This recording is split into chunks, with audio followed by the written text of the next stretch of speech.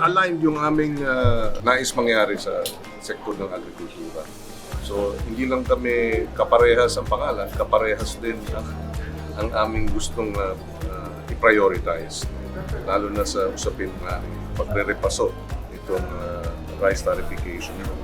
Maraming mga kinakailangan ayusin. And then nandyan din yung paano natin aayusin itong pagbaba ng presyo ng bigas at iba pang kasama lahat yan. So we are aligned and alam namin pareho na time is running out. We really have to work agad-agad para ma-address itong mga serious problems na natin.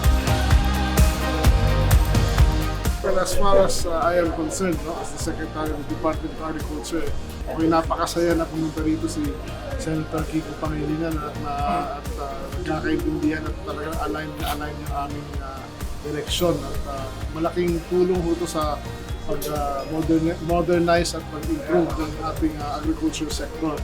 Maganda kinabukasan natin. Nandito na siya.